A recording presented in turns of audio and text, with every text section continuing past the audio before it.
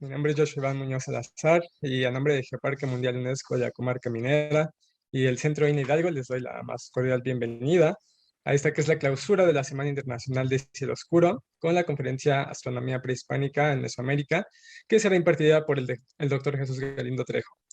Durante esta Semana Internacional de Cielo Oscuro se llevaron a cabo diversas actividades alrededor del mundo para reflexionar acerca de pues, la importancia en muchas dimensiones que tiene el cielo oscuro, el cielo estrellado, el cielo nocturno.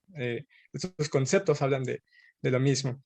Y esta noche el doctor Jesús Galindo nos hablará del aspecto cultural que desde la época prehispánica, pues los pueblos originarios de nuestro país han mantenido con el cielo oscuro.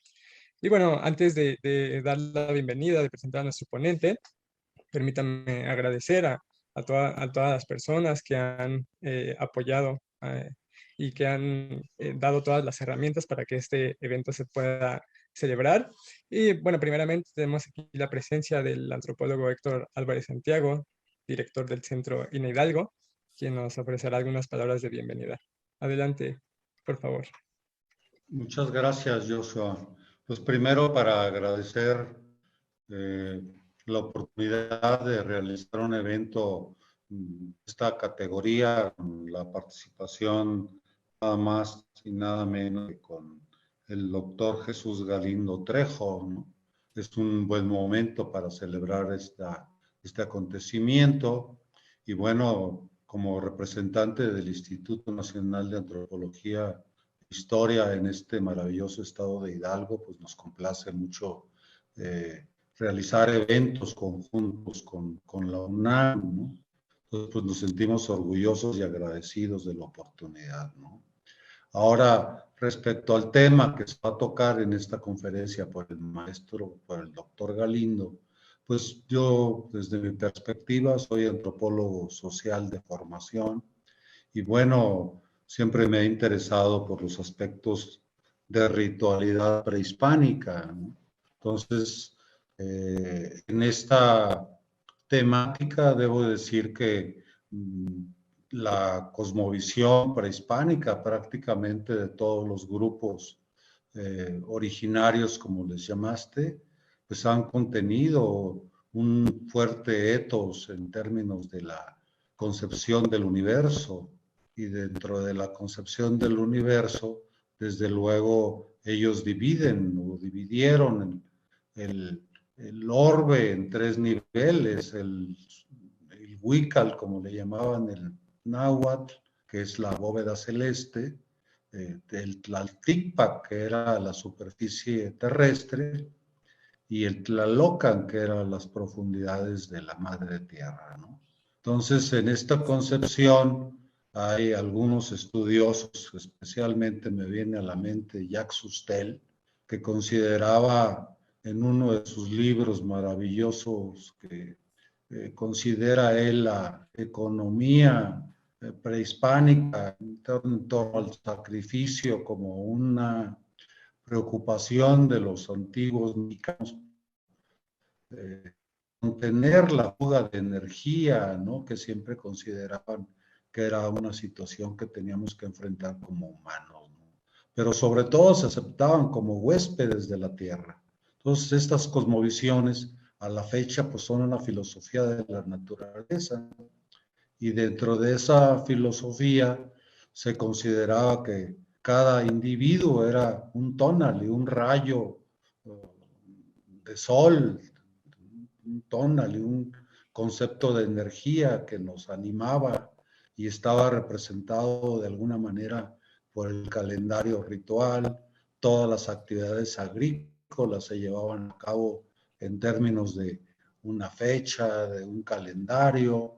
Entonces, específicamente en Hidalgo, ustedes lo saben muy bien, tenemos una zona arqueológica que se llama Chihuingo, en el municipio de Tepeapulco, donde tenemos una gran cantidad de petroglifos que los estudiosos han representado como la cuenta de los años, la cuenta del tiempo, los ciclos astronómicos, sus movimientos. Entonces, no solamente Chihuingo, el mismo Tula, la representación y la asociación de Quetzalcóatl con Venus. Entonces, pues hay muchísimos elementos que tratar, ¿no? Pero yo creo que la conferencia, para no quitarle mucho tiempo al doctor Jesús Galindo, es un buen momento para que la sociedad actual comprenda la importancia que tenía la observación de los movimientos astrales, pero también esta filosofía de la naturaleza de los pueblos prehispánicos que nos enseñaban y que nos siguen enseñando a mantener una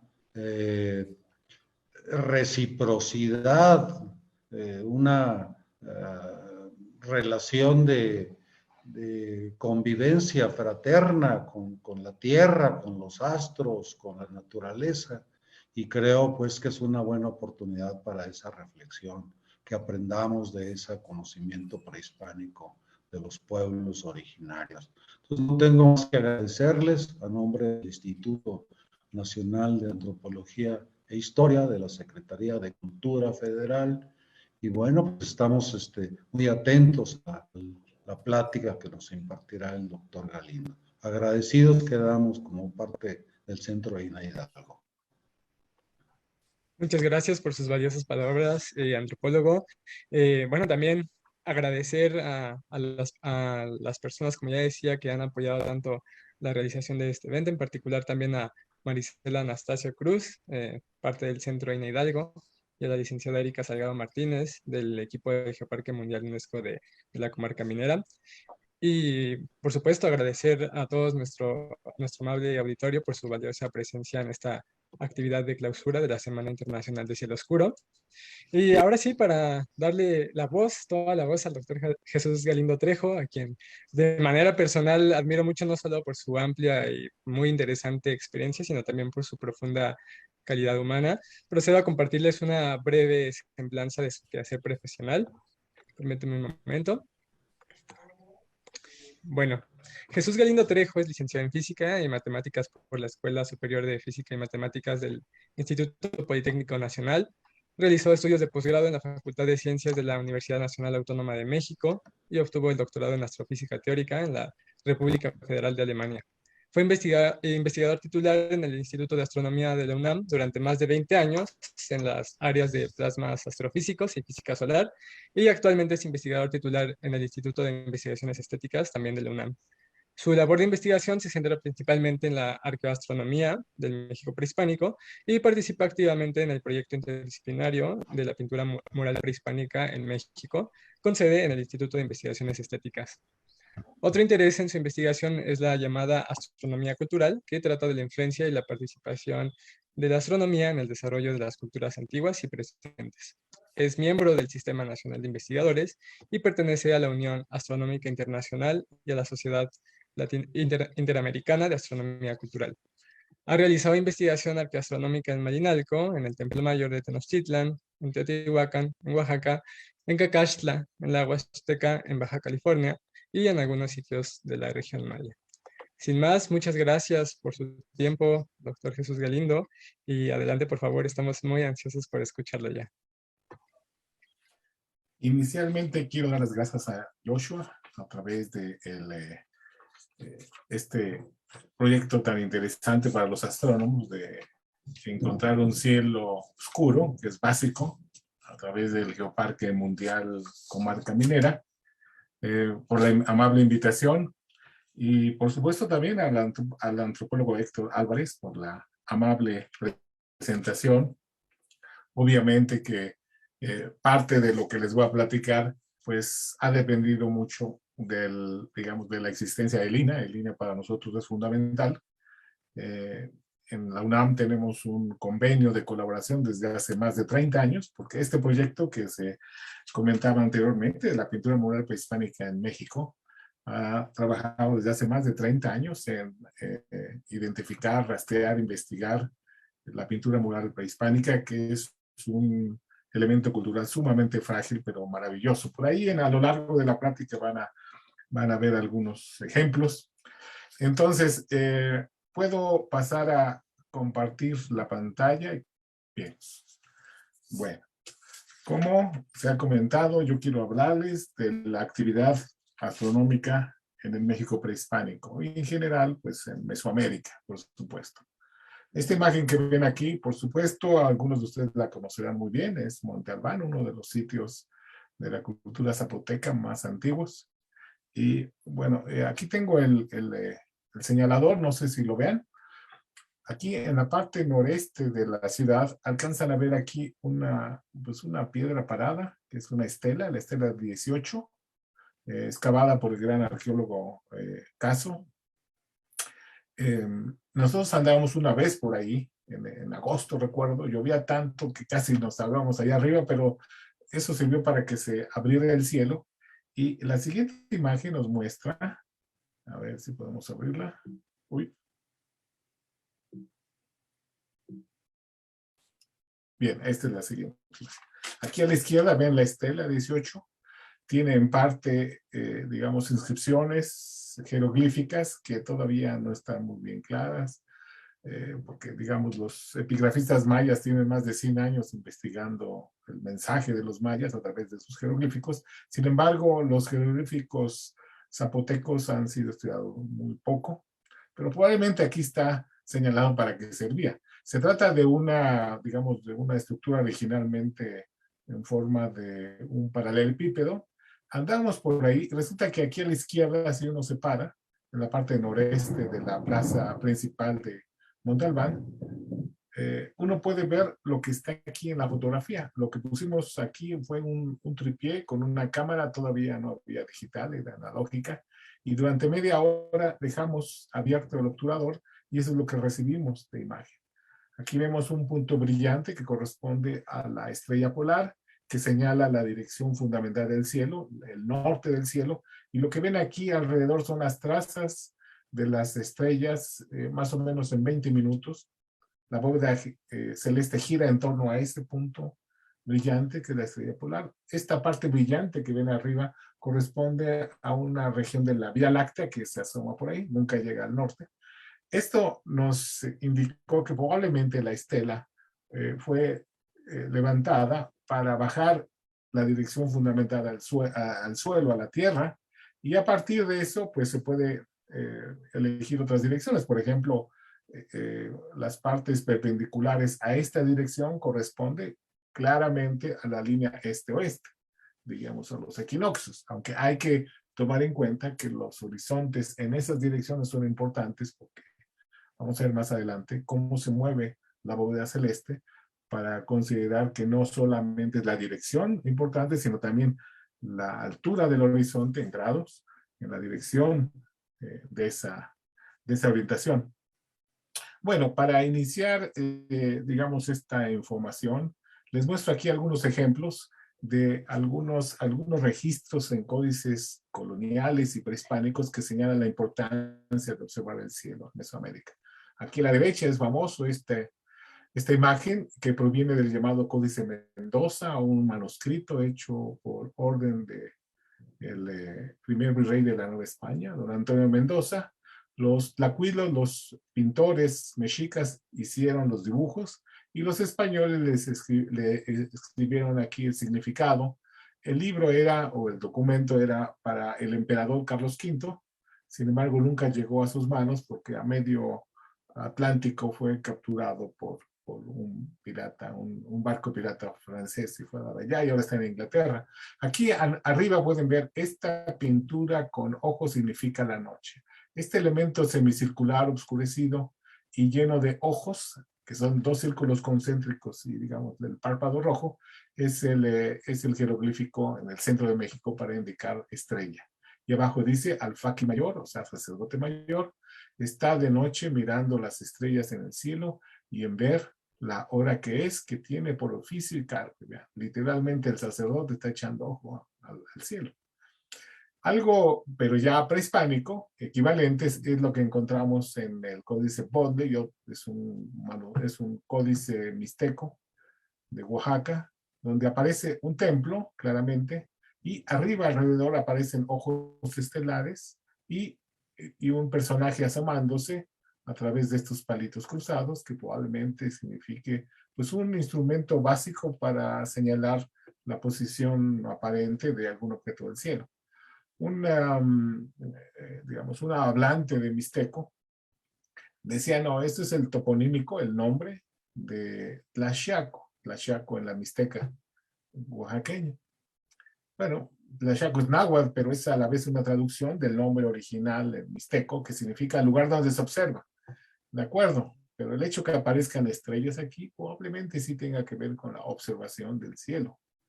Aquí a la derecha, aprovechando el viaje, esta especie como de A entrelazada era indicación en el centro de México para señalar una fecha. Vamos a ver más adelante detalles del calendario. Aquí tenemos, por ejemplo, una caña o una flecha y 11 circulitos, que significaría el año 11 caña. Aquí abajo aparece, pues así como veíamos aquí a la derecha un ojo, aquí aparece un gran ojo con grandes resplandores. Resulta que en Mesoamérica lo que más brilla después de la luna en la noche es el planeta Venus. Venus brilla más que la estrella más brillante del cielo, que es Sirio. Así que genéricamente se designaba en Mesoamérica a Venus como la gran estrella.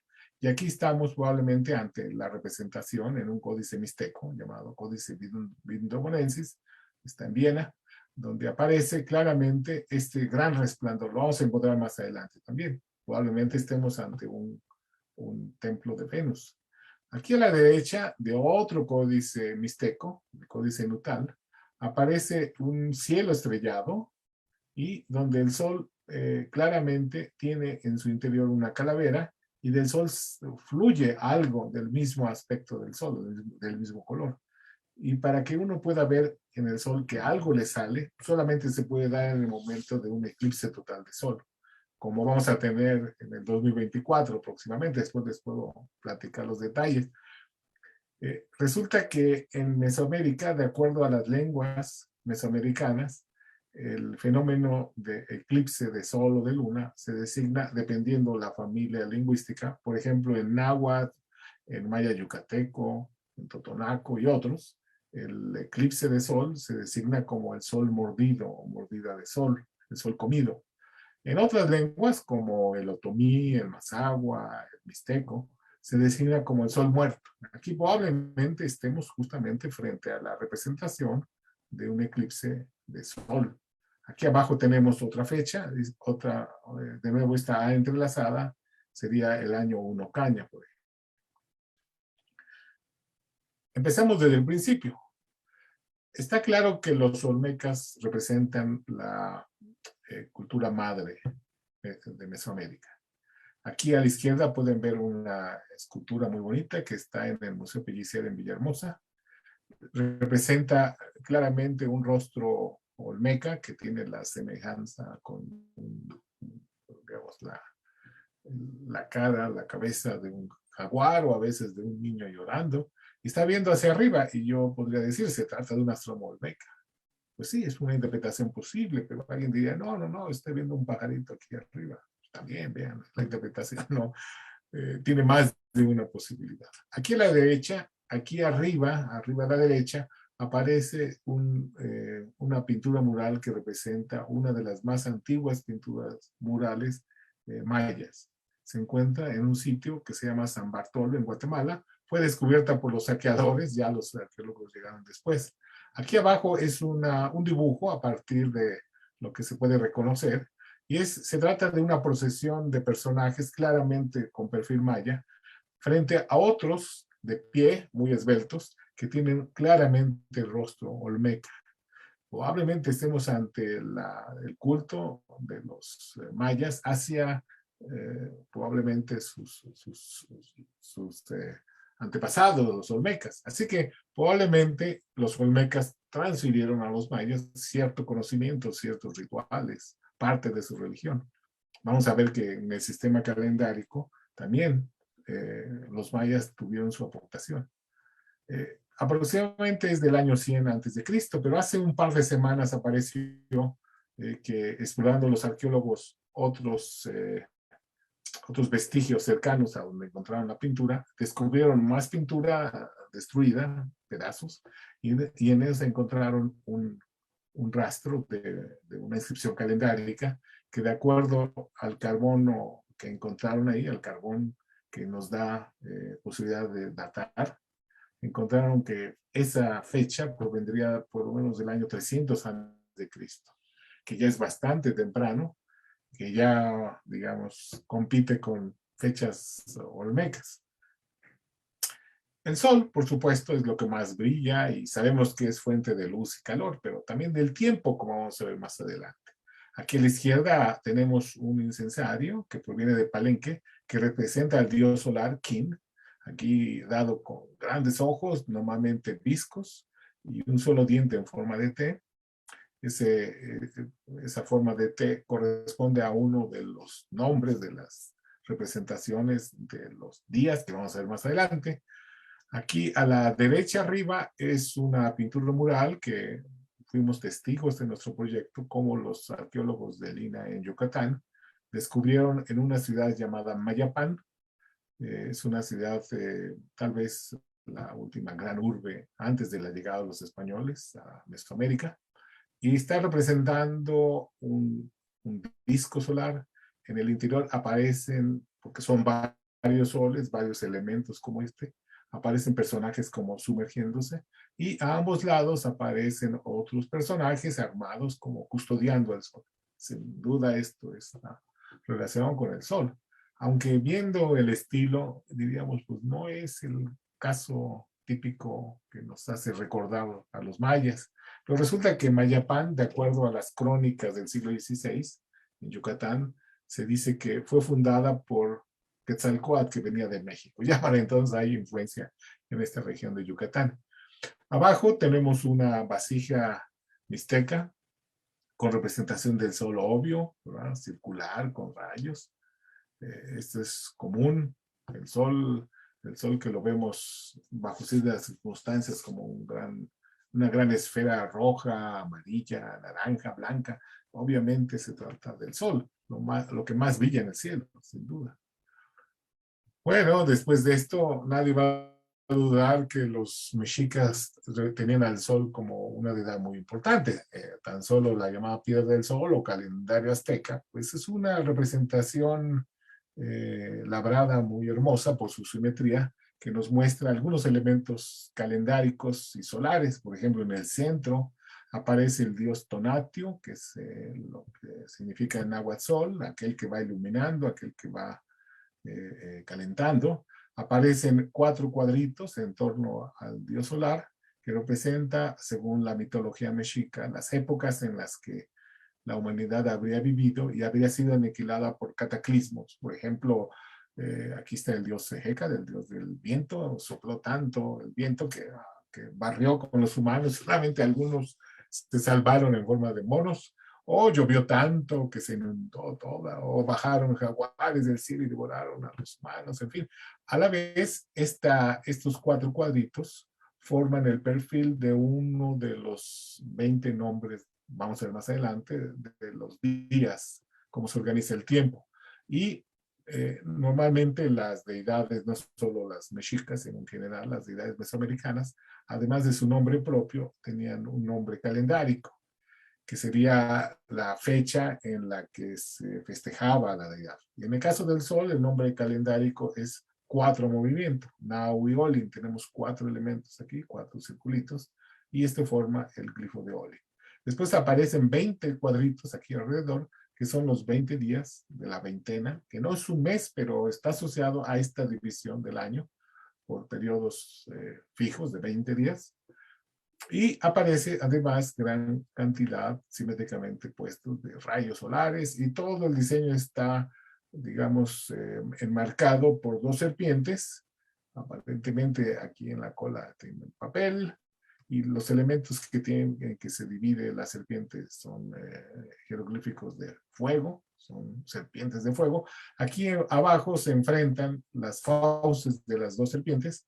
Curiosamente tienen una especie de un apéndice aquí curvo con el jeroglífico, bueno, labrado de estrellas. Algunos dicen son 7 estrellas, probablemente sean las Pléyades, pues tal vez, no sabemos. Y de las fauces surge una vez Tonatio y su, digamos, su competidor en el cielo, que sería Tezcatlipoca, el espejo humeante, digamos, la noche. Aquí a la izquierda aparecen puntitos que probablemente pudieran ser hechos en la época prehispánica, o tal vez no, porque esta piedra del sol estuvo por buen número de años empotrado en la torre poniente de la Catedral Metropolitana. Aquí a la derecha tenemos un dibujo hecho por los informantes de uno de los cronistas más importantes de México prehispánico, que es el padre Sagún. El padre Sagún, un franciscano, llegó joven a la Nueva España, vivió todavía 60 años en la Nueva España, nunca regresó a España, aprendió náhuatl y se encargó, se interesó en poder escribir información resultado de, digamos, de los informantes que hablan de deidades, de animales, de minerales, de la conquista, de las ceremonias, del calendario, en fin. Y este dibujo acompaña las fiestas que se hacían al sol. Tenemos el sol disfrazado de humano o el humano disfrazado del sol. Se tocan los caracoles, se ofrenda el fuego, se extrae sangre de las orejas, así. Con estas dos imágenes estamos ciertos que los mexicas y en general las culturas mesoamericanas tenían al sol como deidad principal. Bueno, aquí tenemos algo más cuantitativo.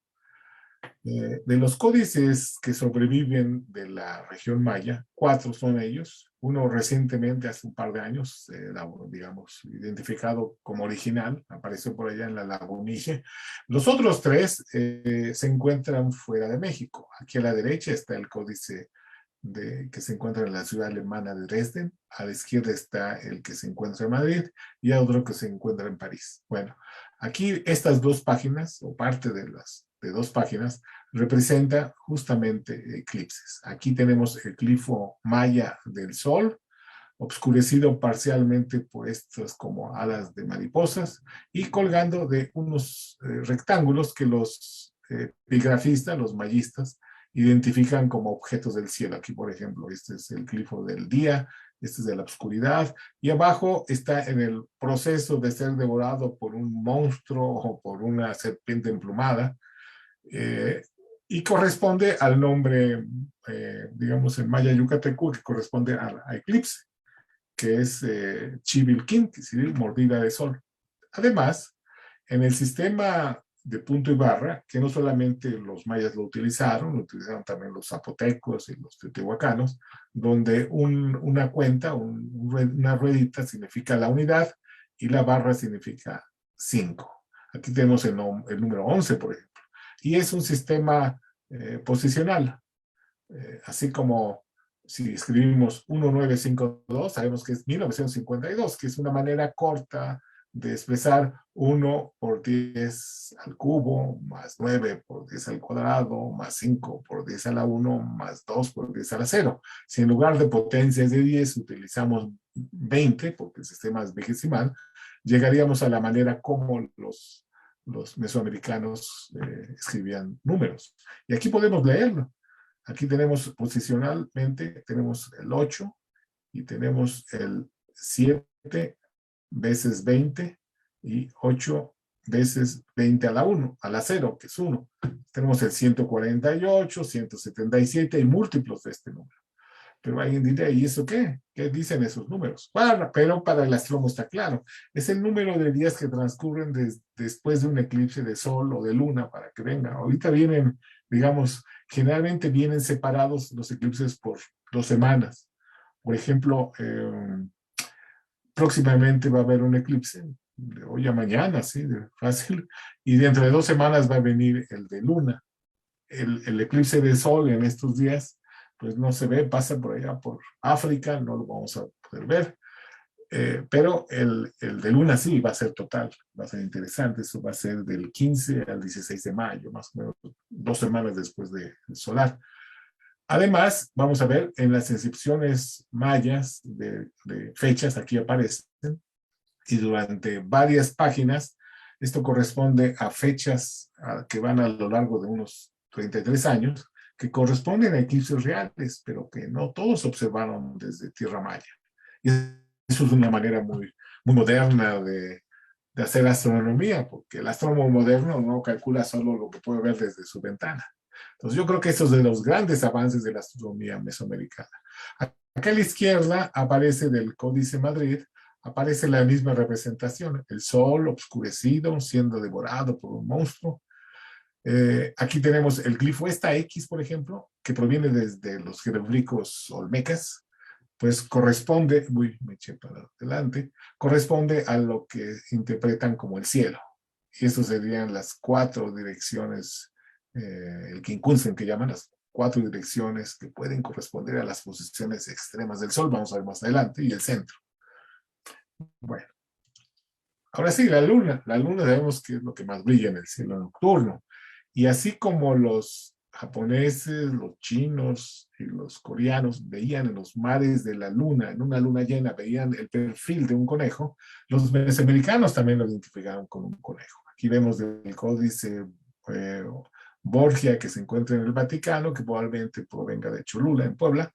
Aquí tenemos una especie como de concha o de olla asociada a agua, y un conejito en un entorno oscurecido con estrellas, con ojos estelares.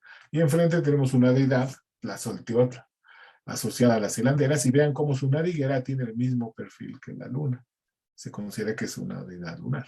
Proviene probablemente de la Huasteca por este adorno que normalmente es de concha. Y aquí a la derecha, justamente de Oaxaca, de Tlaxiaco, se encontró una estela con la misma representación, básicamente. La olla con el conejito, y aquí aparece una cuenta de 4. Tenemos a la luna. La luna, digamos, aunque brilla bastante en la noche, el movimiento de la luna es un poco diferente al del sol. Vamos a ver más adelante. La luna en la región maya también fue identificada. Por ejemplo, del Códice 3, aquí aparece la diosa de la luna, Ixchel. Ixchel quiere decir la del arco iris, asociada al agua, asociada a la fertilidad, a las costureras, en fin. Y aquí a la derecha, en una banqueta que se encuentra en Copán, en Honduras, que es una de las ciudades más occidentales de la región maya, aparece un personaje, obviamente maya, como pueden ver en el perfil, y abrazando a un conejo, y aquí tenemos el glifo de la luna, que lo podemos recuperar aquí abajo. Esto pues viene de Palenque, en Chiapas. El siguiente objeto del cielo más brillante es Venus. Aquí de la pintura mural que todavía se puede observar en el Palacio de Palenque, tenemos la representación maya de Venus. Esta especie como de W.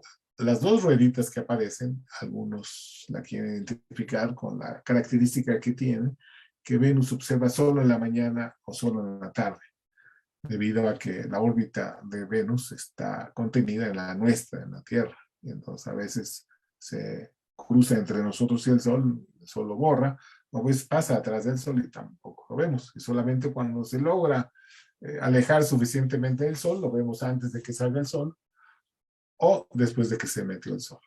En la actualidad está como sea en la mañana, lástima que en esta época fuera de temporada está lloviendo, pero en cuanto pase, todavía no viene la época fuerte de la lluvia, podremos verlo en la madrugada. Aquí de la misma banqueta de Copán que veíamos antes, aparece otro personaje abrazado al glifo de Venus, y curiosamente noten, está asociado a la cola de un escorpión. Así como en el centro de México, en Cacaxtla, aparecen personajes representando a Venus, claramente, también tienen la cola del escorpión, la asociación de Venus con el escorpión. En el cielo, de vez en cuando entra Venus a la parte de la constelación del escorpión. Bueno, aquí de nuevo, los mayas, que son campeones a través de sus registros, en sus códices de la astronomía cuantitativa, vemos aquí aquí son 2 hojas, en general son 5, en 5 páginas. Vemos de nuevo números. Aquí vemos personajes armados, aquí con el glifo de Venus, y aquí aparece el glifo de Venus también. Generalmente se piensa que se pensaba que cuando salía por primera vez Venus era peligroso porque podría, digamos, maltratar animales, a soberanos, a los pueblos, en fin. Aquí lo interesante es que estos números representan el número de días que se puede ver como sea de la mañana, como sea de la tarde, que no se puede ver a Venus porque pasa enfrente o atrás. El número total de días en que sucede eso es lo que se llama el periodo sinódico, en este caso de Venus, y es de 584 días. O sea, cada 584 días Venus está en su misma posición de observación y en observación, pero no está correlacionada con el calendario solar, vamos a ver más adelante. Pero aquí tenemos en el sistema punto y barra el número 584. Y aquí tenemos 2 veces 584. Además, estas 4 columnas nos dan las fechas en las que Venus se veía en la mañana, que no se veía, se volvía a ver en la tarde y que tampoco se veía. Ahora, en Chichén Itzá, enfrente del castillo, podemos ver esta llamada plataforma de Venus, que es una pequeña pirámide con 4 escalinatas. Y aquí en los tableros se establece una relación muy interesante entre el Sol y Venus. Primero aparece un atado como de varitas, como de cañitas. Aquí no se alcanza a ver muy bien, pero aparece el glifo del año solar, esta A entrelazada. Y aquí aparece un gran ojo con resplandor. Sabemos que es Venus, porque Chichén Itzá en esa época es la fusión entre la cultura local maya y la cultura del centro de México, en la época probablemente tolteca. Aquí aparece Kukulcán, que es lo mismo que Quetzalcóatl, y de las fauces de la serpiente emplumada surge Kukulcán. Bueno, en el interior de esta plataforma de Venus se encontraron varias estelas idénticas todas, que representa básicamente lo mismo, nada más que hay información adicional, numérica. Aquí aparecen 8 cuentas y aquí sería 8 Sol, porque es el año solar, y aquí aparece 5 a través de esta barra de 5 a lo maya, Venus. Bueno, esto representa una ecuación observacional real. Significa que 8 años de 365 días es lo mismo, número de días, que 5 veces el periodo sinódico de Venus, ¿sí? Es decir, si hoy vemos o mañana vemos a Venus en la mañana, antes de que salga el sol, uno es, diríamos, mañana 30 de abril, y si dentro de un año intentamos un 30 de abril desde el mismo lugar observar a Venus, no va a estar ahí. Lo que sí dice esta relación es que dentro de 8 años, un 30 de abril, visto desde la misma posición, ahí va a estar Venus, como estrella de la mañana. Esta coincidencia de periodos de observación, los mayas lo identificaron claramente, como vemos en esa estela. Otro de los códices, el tercero que está fuera de México, está en París, es el que está más maltratado, como vemos aquí. Vemos aquí una sucesión de esas bandas celestes representando objetos del cielo. Aparece el jeroglífico de eclipse y aparece debajo de cada jeroglífico de eclipse o bien aquí un escorpión, una serpiente, una tortuga, aquí un esqueleto, un jaguar, en fin. Algunos consideran que podría tratarse justamente de un zodiaco maya, es decir, las constelaciones por donde se puede observar el sol a lo largo del año. Pero bueno, aquí no estamos muy seguros porque pues, no tenemos, digamos, la certeza de que estas constelaciones hayan sido identificadas en toda la región maya, ya no digamos en toda Mesoamérica, porque finalmente lo que el hombre ve a través del ordenamiento de estrellas es algo relacionado a su propia cultura, a lo que tiene a la mano. Bueno, aquí vamos a ver cómo funciona el cielo, visto desde un punto, no necesariamente desde una pirámide, pero si ustedes se suben a la azotea de sus casas y pueden ver los horizontes más o menos libres, digamos que no hay edificios y puedan seguir durante todo un año todas las puestas y todas las salidas. Bueno, estamos viendo hacia el este, es decir, todas las salidas y todas las puestas en el poniente. Y como estamos viendo hacia el este, vamos a tener a la izquierda el norte. Y el norte en la actualidad, esto va a cambiar con el tiempo, está señalada hoy a través de la estrella polar, la alfa de la Osa Menor. Bueno, si empezamos a observar en diciembre, vamos a ver cómo el sol sale en su posición más hacia el sur, sobre el este, sobre el horizonte este. Y vamos a ver cómo las trayectorias del sol, y no solo del sol, de la luna, de Venus, de los planetas y de las estrellas, no es vertical, sino sale inclinado y se mete inclinado.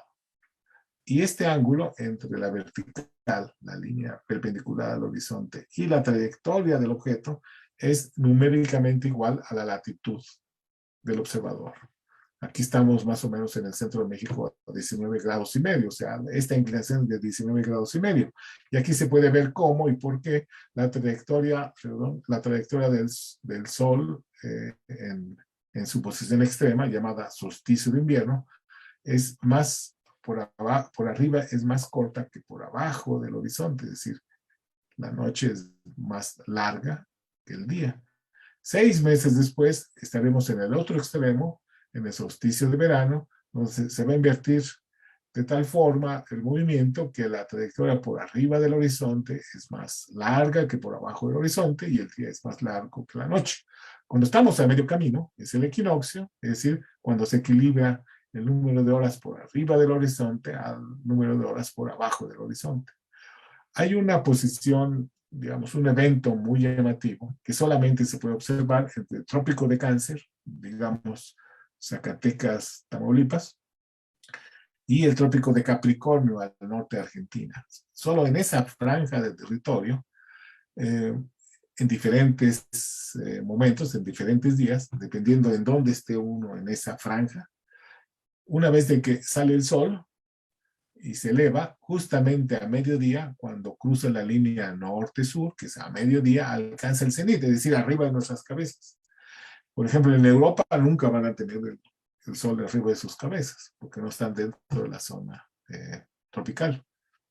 Bueno, estas posiciones las identificaron visualmente la mayoría de las culturas antiguas y normalmente levantaban grandes estructuras, palacios, pirámides, plataformas dirigidas a la salida o a la puesta en estas direcciones. En Mesoamérica también existe esa práctica. Sin embargo, vamos a ver más adelante que hay una aportación propia que yo sepa no sucede en otra cultura.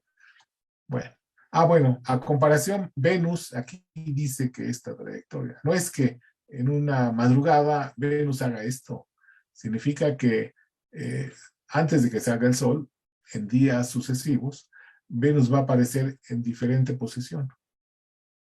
De tal manera que da la impresión como que de pronto regresa, pero cada punto es una posición de Venus en días sucesivos. Pero esto es un efecto visual que depende del hecho de que estamos viendo a través de nuestra órbita que ejecutamos alrededor del Sol. Esto no es real, no hace Venus esto, sino que por referencia a nuestra órbita da la impresión así. Ahora, la Luna hace lo mismo. Llega a una posición extrema y después de algún tiempo aparece en la otra, digamos, así como el Sol. Sin embargo, es un poco diferente porque la posición extrema de la Luna se va más allá del solsticio de invierno y también se va más allá del solsticio de verano. Además, si el Sol necesita 6 meses para llegar de un solsticio al otro y otros 6 meses para estar en la misma posición, que es un año, la Luna hace brincos, es decir, va cada día saliendo en diferente posición, de tal manera que todo ese trayecto lo hace en un mes. Por eso la asociación de la Luna con el mes. Además, pues a veces tiene fases que no nos permiten verla, ¿no? Las fases de luna nueva no la podemos ver.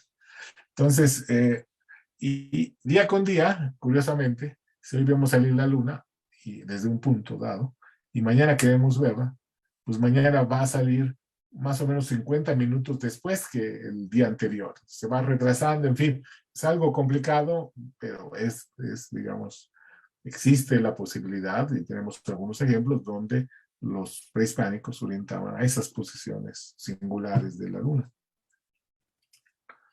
Bueno, aquí les presento algunos ejemplos de orientaciones puramente astronómicas. Es decir, por ejemplo, la Gran Pirámide de Cholula está orientada a la puesta del sol en el solsticio de verano, en junio. Y 6 meses antes o después, pues está orientada a la parte trasera de la pirámide a la salida en el solsticio de invierno. O, por ejemplo, esta llamada estructura E5, que es la más importante de la ciudad de Tehuacalco, en el estado de Guerrero, está orientada al equinoccio. Y bueno, pues aquí podría hasta coincidir con la salida en este cerro, que habría que explorarlo, por supuesto, si hay algo ahí prehispánico. O la Plaza de la Fertilidad, también en la ciudad de Cantona, en el estado de Puebla, que es una ciudad hecha totalmente de lava, que es un campo de lava muy grande ahí, está orientada de acuerdo al solsticio. Y este ejemplo, que es, digamos, un ejemplo típico de un evento antiastronómico, el castillo en Chichén Itzá, pues esta estructura, como le han llamado, es la maravilla del mundo, una de las maravillas. Bueno, aquí hay información no solamente calendárica, sino astronómica. Calendárica, por ejemplo, el cronista Landa del siglo XVI nos decía, ya veía este templo, decía que cada una de las 4 escalinatas tenía 91 escalones. Eso nos da 364. Y considerando la plataforma superior, tenemos ya los 365 días del año. Además, no sé si alcanzan a ver, son 9 cuerpos, porque según la mitología, la estructura, digamos, del cosmos prehispánico, consideraba que digamos, el inframundo, lo que está debajo de la Tierra, estaba formado por estratos, por capas, y eran 9. A diferencia de la parte del cielo, que eran 13. Noten el número. Aquí en Mesoamérica los números son fundamentales, como vamos a ver, y aquí ya se está reflejando. Además, pues aquí en cada uno de los cuerpos tiene unos paneles que si uno suma, digamos, a ambos, digamos, de un lado de cada escalinata son 26 y del otro lado son otros 26 y así los 4 lados. Y 26 y 26 nos da 52, porque el 52 es un número fundamental en esta estructura del calendario que vamos a ver más adelante. Pero además hay algo, digamos, astronómicamente bastante interesante. No solo de que el día del equinoccio podemos observar cómo se van formando estos triángulos de luz, de tal manera que se forma una serpiente de luz cuya cabeza de piedra está aquí abajo. Aunque les diré que eso no sucede solo en el día del equinoccio, sino en ciertos periodos de días en torno al equinoccio. Pero aquí hay algo muy, muy interesante. Un colega, el doctor Montero, andaba una vez por ahí, iba a una filmación, algo así, y tuvo la oportunidad de subir a la pirámide, que ahora ya no se permite, y estaba justamente en esta esquina, en la esquina que es noreste de la pirámide. Y desde allá arriba es muy interesante cómo se pueden ver los 9 cuerpos, los vértices, digamos, se une cada cuerpo así alineado desde allá arriba, y esa línea de los vértices de los 9 cuerpos aquí, justamente en ese día que estuvo, que fue un 24 de mayo, algo por casualidad, porque en realidad pues no lo planeó así. Él vio ese 24 de mayo como el sol salía en esa dirección, sin planearlo. Ese día 24 de mayo, pues resulta que es el día que a mediodía sucede el paso cenital del sol ahí en Chichén. Bueno, eso se podría observar a mediodía porque no produce sombra. Y ese mismo día, 24 de mayo, la pirámide, su escalinata poniente, que es esta, se alinea a la puesta del sol. Está amarrada al solsticio al día del paso cenital. Si la pirámide hubiera estado 50 kilómetros al norte o 50 kilómetros al sur, estas fechas desaparecen. Entonces vean digamos, la maravilla de esta pirámide del castillo. Bueno, aquí ya les puedo explicar en detalle el calendario. Aquí tenemos al dios Tonatiuh, el códice Borgia, pues lo vemos rojo porque se asoleó y seguramente tiene el disco solar aquí, aquí también en su pectoral. Curiosamente siempre aparece con un pajarito en el tocado. Bueno, el sistema calendárico mesoamericano estuvo vigente por lo menos 3 milenios, desde época olmeca hasta mexicas y más allá. Y estaba formado básicamente por 2 cuentas de días. Una solar, sin duda, de 365 días, organizada en 18 periodos de 20 días, nos da 360, más 5 días para alcanzar el sol, porque el sol es el que da el ritmo de transcurrir del tiempo. Eso en náhuatl es Xupowali, la cuenta de los años, o en maya yucateco, Japa. Y simultáneamente a esta cuenta solar corría una cuenta ritual muy importante, religiosa, de solo 260 días, organizado en 20 periodos de 13 días, 20 trecenas, llamado en el centro de México Tonalpohualli, o en la región maya de Yucatán, Tzolquín. Lo interesante es que cada día que empezaban las dos cuentas en el mismo momento, y cada día que transcurría, cada día tenía un nombre en las dos cuentas, de tal manera que después de los 260 días iniciales se desfasaban y cada uno se iba por su camino, y había que esperar 52 años de 365 días para que otra vez coincidieran y empezara de nuevo. En esta ocasión se hacían grandes ceremonias, se encendía el fuego nuevo, pero por otra parte, la cuenta ritual de 260 días tenía que dar más ciclos para llegar al mismo tiempo. ¿Cuántos? 73. Entonces, estos números, 18, 20, 13, 73, 52, 260, son fundamentales para lo que sigue, y no solo en términos astronómicos, como vamos a ver. Bueno, es tan importante el calendario que en las tradiciones de muchas regiones mesoamericanas se considera que el tiempo no lo inventó el calendario un sabio olmeca o maya, lo inventaron los dioses, como por ejemplo aquí en el centro, en el Códice Borbónico que está en París, se considera que Zipactón y Oxomoco, hombre y mujer, viejos, deidades viejas, inventaron el tiempo y lo organizaron en forma de un calendario que otros dioses se lo dieron al hombre. En el caso de, por ejemplo, en zapoteco es Shonashi y Kosana, lo equivalente, y así. Es decir, el calendario es una expresión fundamental, muy importante en la cultura mesoamericana. Y es, digamos, es una de las piedras que fundan la cultura mesoamericana desde siempre. Bueno, esto que conocemos como la pirámide de las serpientes emplumadas en Xochicalco, obviamente tenemos la serpiente emplumada aquí, tenemos una representación del Códice Borbónico de Quetzalcóatl en su advocación del dios del viento, esta especie como de máscara de pato, porque sopla. Aquí tenemos una representación en jeroglífico que podría indicar que esta pirámide se levantó después, esto proviene más o menos después de la caída de Teotihuacán por el siglo, o sea, el siglo VIII más o menos, los 700, 650, donde, por ejemplo, aquí aparece un personaje sentado y tiene en su tocado el glifo del año, por ejemplo, y en los 4 lados, digamos en los laterales, aparecen otros personajes de 2 tipos, digamos, de vestimenta diferente, probablemente vengan de zona maya y de zona zapoteca, donde probablemente aquí se habrían reunido para ajustar el calendario. ¿Por qué? Aquí aparece un glifo calendárico, aparece una mano jalando otro glifo calendárico, y del primero aparece o la otra mano sobre otro glifo calendárico, en la tarea de hacer ajustes. Yo les diré que el calendario es un producto cultural proveniente de la observación sistemática de algún fenómeno de la naturaleza. El crecimiento del maíz o el periodo de gestación de los animales, el hombre, en fin. Pero no hay digamos, un fenómeno natural más exacto que el movimiento aparente de los astros.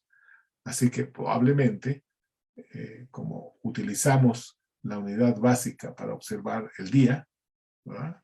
El periodo sinódico de Venus, acabamos de ver, 584 días. El periodo sinódico digamos, de la Luna, que son el periodo que necesita la Luna para estar en la misma fase, es de 29.5. En general, no hay ninguna observación a simple vista que se pueda describir por un número entero, porque aunque les digo 584, en realidad es 583.80 y tantos, en fin. Pero un número entero es buena aproximación, como por ejemplo los mayas para la edad de la luna o el periodo sinódico de la luna ponían alternativamente 29 y 30, que daba el promedio de 29.5. Bueno, pero es decir, tarde o temprano tenemos que hacer ajustes del calendario. Probablemente esta parte del tablero, perdón, del talud de la pirámide de Xochicalco represente una acción de este tipo. Aquí les presento en la versión del Centro de México los 20 nombres del calendario de la veintena Y aquí, pues, en la región maya, son equivalentes. Los mayistas han podido identificar uno a uno la equivalencia. Aquí tenemos animales, deidades, objetos, por ejemplo, la deidad del viento, la deidad de la lluvia. Tenemos animales como, noten, el mono, el cocodrilo, uy, y el jaguar. Uy, ¿qué estoy haciendo aquí? Podemos ver el jaguar. Es decir, este sistema seguramente no proviene del centro de México, donde no tenemos estos animalitos, sino de allá del sureste, por supuesto. Y como les digo, la equivalencia, bueno, en el caso de los jeroglíficos mayas, pues es algo más elaborado, pero son equivalentes. Aquí les presento la fecha más antigua registrada hasta ahora. Se encuentra en la llamada Estela 12, corresponde al año 594 antes de Cristo, se encuentra en el Museo de Sitio en Montalbán. Aquí para la región zapoteca el jeroglífico de año no es esta A entrelazada que les ponía, sino esta especie como de tocado, con esto dividido en 4. Pero aparecen, como ven, punto y raya también. Esto se encontró aquí en la parte que es suroeste de la ciudad de la plaza de Montalbán. Bueno, aquí a partir de esta les voy a mostrar lo que se ha identificado en las últimas décadas cuando uno se interesó en la orientación arquitectónica de las grandes ciudades. Teotihuacán es un ejemplo muy interesante. Sabemos que Teotihuacán es una ciudad muy uniformemente trazada, tiene dos ejes urbanos, norte-sur, que es la Avenida de los Muertos, y la perpendicular, que corresponde básicamente al eje de simetría de la pirámide del Sol, que es, digamos, como la tercera pirámide más grande de Mesoamérica. Aquí la tenemos de lado también. Y bueno, si uno se sube, mide y cuenta, pues sí, hay dos fechas en el año que al meterse el sol se alinea la pirámide y dos fechas en el año en que en la madrugada también la parte trasera se alinea la pirámide. En el poniente, en el ocaso, esas fechas son el 29 de abril y el 13 de agosto. Y en la madrugada es el 12 de febrero y 29 de octubre. Y como ven, pues aquí no tenemos solsticios, no tenemos equinoccios, no tenemos el día del pavo cenital. ¿Qué tenemos aquí? Aquí abajo a la derecha podemos ver la puesta del sol un 29 de abril. O sea, hoy, imagínense, hoy es muy importante. Hoy se alineó así. Uno dice, bueno, ¿y por qué tanto esfuerzo para hacer una gran ciudad? Porque la mayoría de las edificaciones en la ciudad son paralelas o perpendiculares a estos dos ejes. Es una ciudad bastante uniformemente trazada. Pero ¿por qué no la alinearon al solsticio, equinoccio y al pavo cenital? En fin, ¿no?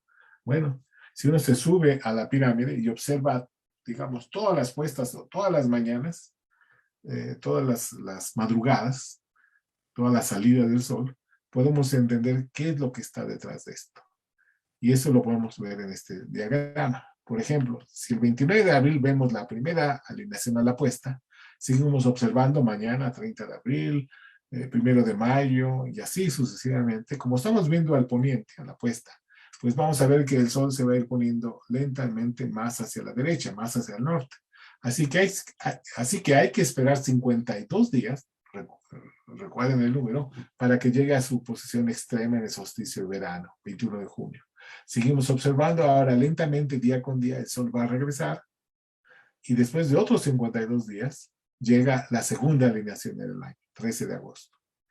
Seguimos observando ahora el 14, 15 de agosto, septiembre, octubre, noviembre, diciembre, 21, 22 de diciembre llega el solsticio de invierno, como que se detiene el sol, esa es la observación a simple vista. Solsticio quiere decir sol detenido, da la impresión como que se para ahí, aunque en realidad no se para, sino que como que reduce su velocidad, y a partir del solsticio de invierno ahora viene de regreso, día con día, así diciembre, enero, febrero, marzo, abril, y llega el 29 de abril del siguiente año y se cumple todo el ciclo del año solar.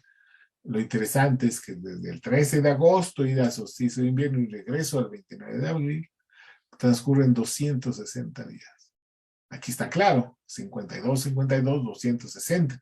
Es decir, Aquí lo que se está elaborando es una especie de culto al calendario y a los dioses que hicieron el calendario. Imagínense el soberano que ordenó que fuera esa la orientación, pues diría, bueno, vean, mi obra, aunque no haya movido más que el dedo, hágase, está acorde a los principios sagrados del calendario, del tiempo de los dioses. Este mismo diagrama funciona, pero en las otras fechas, 12 de febrero, 29 de octubre, en la mañana, pero es la misma división. Aquí abajo tenemos la ecuación básica que les mostraba anteriormente, 52 por 365 igual a 73 por 260.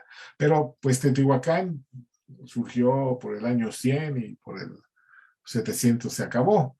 Pero resulta que en otras ciudades mesoamericanas tenemos lo mismo. Por ejemplo, la pirámide de los 5 pisos está en Campeche. Tenemos los mismos días de alineación solar en la mañana y en la tarde. O la misma pirámide de las serpientes emplumadas que vimos en Xochicalco. O, por ejemplo, el Templo Mayor de Tula. No donde están los atlantes, sino el edificio que está al lado, que es el más masivo, está orientado a estas fechas, como en Teotihuacán. A veces decían, no, es que la gente de Tula acabó con Teotihuacán. Pero uno diría, pues si se acabaron con Teotihuacán, pues ¿por qué conservan la misma orientación que Teotihuacán? ¿No? Porque esto va más allá de Teotihuacán. O por ejemplo, en la Casa E, en el Palacio de Palenque, donde hay pintura mural aquí en las fachadas, son unas flores y dentro de la flor hay un ojo de observación, un ojo estelar. O esto que también no es muy conocido, es el ejemplo de una de las ciudades exploradas en la Huasteca, en San Luis Potosí, Tamuín, a la orilla del río Tampaón, que es afluente del Pánuco. Aquí hay un pequeño templo con una banqueta, que lo tenemos aquí. Hay pintura mural que en los años 30, 40 del siglo pasado se pudieron conservar muy bien. Aquí pues está un poco maltratado, se puede ver algo. Pues esta estructura A en Tamuín está orientada de acuerdo a las fechas teotihuacanas. Y esto es posterior a Teotihuacán. Aquí podemos ver el día 12 de febrero y también sucede el 29 de octubre. Pero a diferencia de Teotihuacán, que tenemos cerros, aquí está plano el cielo. Digo, perdón, el horizonte. Entonces vean que es una combinación de orientación con altura del horizonte. Bueno, de paso les presento a Tamtoc, la ciudad monumental más grande de la Huasteca explorada hasta ahora. A 8 kilómetros de Tamuín, en el estado de San Luis Potosí, tenemos dos grandes estructuras, tenemos edificios típicamente huastecos que son circulares y digamos superpuestos a otros alargados, en fin, y ahí se encuentra el ejemplo, yo digo, más grande de una estela labrada en Mesoamérica. Son 4 metros por 7 más o menos de largo, con una representación que no es fácil de interpretar, porque pues, aquí no tenemos a Tlaloc, ni Quetzalcóatl, ni Tezcatlipoca, son deidades locales. En fin, esto está en proceso, es el monumento 32 en Tamtoc. Otro ejemplo, otra familia. Bueno, aquí no estamos muy lejos. Este es el Templo Mayor de Tenochtitlan, de acuerdo a la reconstrucción más cercana a lo que fue. Se decía que el Templo Mayor tenía más o menos la altura que las torres de la Catedral Metropolitana. Aquí tenemos la fase 2 del Templo Mayor, con el templo dedicado a Huitzilopochtli en la parte sur y en la parte norte dedicado a Tlaloc. Y bueno, pues uno mide. Lo interesante aquí es que la orientación del Templo Mayor corresponde a la orientación básica del eje de la Ciudad de México, que es la calle que corresponde a República de Guatemala y a Tacuba, atrás de la catedral. Es decir, la traza urbana de la capital del país es la misma que tuvo el Templo Mayor. ¿Y qué sucede aquí? Bueno, pues vemos que a la puesta sucede el 9 de abril y 2 de septiembre. Y a la salida el 4 de marzo y 9 de octubre. Si uno se pone justamente aquí abajito, sobre la calle, uno va a ver en esas fechas como el asfalto, las banquetas, los postes, los edificios señalan todavía donde el sol sale y donde se pone las fechas. Y aquí hay más información. Por ejemplo, uno de los cronistas del siglo XVI, el padre Motolinia, decía, Moctezuma, o sea, Moctezuma quería derrocar el templo mayor porque estaba tuerto y lo quería volver a edificar. Y uno dice, ¿cómo tuerto? Bueno, sabemos que el terreno lacustre de donde está nuestra ciudad, en el centro, pues sufre hundimientos y eso hace que las orientaciones varíen. Entonces, por eso se le estaba yendo. ¿Pero por qué? Pues aquí pueden ver abajo la puesta del sol el día 9 de abril. Y noten que estas fechas, estas parejas de fechas de alineación del Templo Mayor difieren exactamente por 20 días de las fechas que vimos anteriormente en Teotihuacán. O sea, es congruente con el sistema, digamos, numérico que se utilizaba en Mesoamérica, de ritmo de veintenas. Pero ¿qué pasa aquí? Pues aquí nos subimos al Templo Mayor, bueno, no al Templo Mayor porque está sumergido y rodeado de edificios coloniales y modernos, sino si nos subimos a la azotea del Museo del Templo Mayor, pues vamos a tener la posibilidad de ver los horizontes. Y si vemos, hacemos el mismo ejercicio de observar todas las puestas o todas las salidas a partir de las dos fechas de orientación. Por ejemplo, el 9 de abril, allá en Teotihuacán eran 52 días para que llegue el solsticio de verano. Aquí son 73. Y después del solsticio de verano, el 21 de junio, deben transcurrir 73 días para que llegue a la segunda alineación, el 2 de septiembre. Seguimos observando, nos vamos a invierno y de regreso del solsticio de invierno vamos a llegar el siguiente año al 9 de abril. Se habrá cumplido todo el año solar, el ciclo. Y resulta que desde el 2 de septiembre, solsticio de invierno y 9 de abril transcurren 3 veces 73 días. Uno dice, bueno, ¿y el 73? Bueno, el 73 sabemos que es parte de la ecuación calendárica. Eso es lo que quería mantener Moctezuma, que no se le fueran los números. Porque, bueno, 73 es un número que llaman los matemáticos primo, divisible entre sí mismo y entre la unidad. Además, es la única división exacta entre un dígito, la quinta parte del año solar. Pero eso es matemática. La razón real es la importancia que tuvo el calendario, no solo para los mexicas, en general en Mesoamérica. Y curiosamente, el periodo sinódico de Venus que vimos con los mayas se puede obtener fácilmente acumulando 8 veces el 73, de nuevo, 73 días. Es decir, esta es la única orientación solar que nos permitiría calibrar el periodo sinódico de Venus. Empezamos 2 de septiembre, después de un año son 5 veces 73. Necesitamos 3 más, que sería avanzando los 3 veces 73 que vendría al ir al 9 de abril del siguiente año. Entonces, vean, es algo muy interesante. Ahora, aquí esto funciona de igual manera a la salida, en la madrugada, pero en las otras fechas, 4 de marzo y 9 de octubre. Y de nuevo les muestro algunos ejemplos de otras regiones mesoamericanas. Por ejemplo, la gran pirámide de Xochiteca de Tlaxcala, enfrente de Cacastla, donde están esas pinturas murales maravillosas. Es una pirámide muy antigua. En algún momento hizo erupción,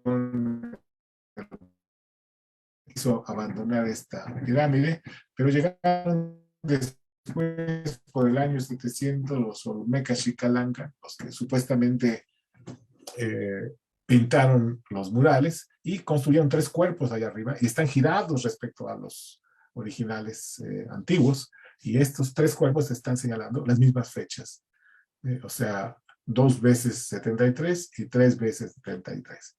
O aquí el templo calendárico de Tlatelolco. Aquí es muy interesante porque en esta estructura circular encontraron pintura mural que representa a estas deidades antiguas que inventaron el calendario. Además, aquí en los 3 lados de esta pirámide, en Tlatelolco, aparecen los 20 glifos de los días del calendario. Esta pirámide de los nichos en el Golfo, en el Tajín, también tiene esa connotación calendárica, pero no a través, como se dice, que tiene tantos nichos como días tiene el año. Si uno va ahí y cuenta, pues sí son muchos, pero no alcanza para 365 días. Pero un custodio ahí decía, no, sí, vea. Si nos vamos allá atrás, básicamente lo de atrás está completo, cuenta uno, ese número de nichos lo multiplica por 4, porque son 4 lados, le quita uno la escalinata y le pone 2 arriba, y sí da 365, pero eso arqueológicamente no lo podemos constatar. Además, los mismos totonacos, o los habitantes del Tajín, construyeron la escalinata y taparon algunos nichos. Entonces, pero, sin embargo, el templo ahí arriba, digamos, el santuario superior de esta pirámide, está orientada a las mismas fechas que el templo mayor de Tenochtitlan, pero eso a 400 años antes que los mexicas en Tenochtitlan. O aquí, en el extremo occidental de la zona maya, en Copán, en Honduras, esta especie como de balcón, porque uno puede caminar allá arriba, en la parte oriente de la ciudad, tiene la representación del dios solar Kin, como les decía, con grandes ojos, viscos. Y aquí tiene un glifo de Venus y aquí otro glifo de Venus. Y si uno mide esta pared y esta y ve el horizonte, digamos, este mascarón solar está señalando la salida del sol en las mismas fechas que Tenochtitlan. Pero aquí es del año 300, 400 después de Cristo. Casi 1000 años antes que Tenochtitlan. Es decir, esa es una tradición muy antigua que sobrevive. No sé si aquí venga, no, bueno, aquí no viene, pero les puedo decir que la pirámide de la Venta en Tabasco, 1000 años antes de Cristo, muestra las mismas fechas de orientación que el Templo Mayor de Tenochtitlan. Son 3000 años de tradición. Hay otra familia, también muy interesante, que en nuestro proyecto lo identificamos inicialmente en la región zapoteca. Noten aquí en Montalbán, y aquí podemos ver cómo sobresale la estela 18 con la que empezamos. Esto aquí se veía en esta época, vestigios, es la zona ahora abierta al público, Atzompa. Y bueno, aquí el edificio J, que llaman los arqueólogos, porque tiene planta como pentagonal. Para algunos significa pues un observatorio. Vamos a ver en qué términos. Ahora, se dice que como en Teotihuacán existe un barrio zapoteco, porque, por ejemplo, esta estela se encontró en el lado poniente de la ciudad, y hay tumbas zapotecas y objetos zapotecos. La pregunta es si en Montalbán hay objetos teotihuacanos, y resulta que por el 94, 95, cuando hubo un gran proyecto arqueológico en Montalbán, se encontró lo que algunos colegas decían es la embajada teotihuacana. ¿Pero por qué? Pues curiosamente porque este pequeño templo, digamos, recargado en la plataforma norte de la ciudad, tiene elementos arquitectónicos teotihuacanos, talud y tablero. Tiene estos círculos que inicialmente estaban pintados de rojo, como en Teotihuacán. Encontraron cerámica, máscaras, mica teotihuacana.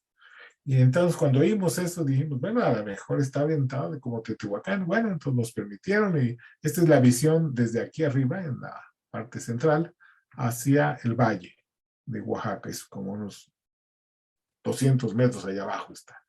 Y en efecto señala hacia el oriente. Hacia el poniente no, porque pues está muy alto el horizonte, está recargada en este complejo de edificios. Bueno, pues resulta que sí. Hay 2 fechas en el año en que al salir el sol se alinea al templo, digamos, a la embajada de Teotihuacana, dirían, ¿no? También le llaman edificio joyado porque esto consideran que son joyas, en fin. Y eso sucede 2 días al año, 25 de febrero y 17 de octubre. Y aquí de nuevo, digamos, ¿y esto qué?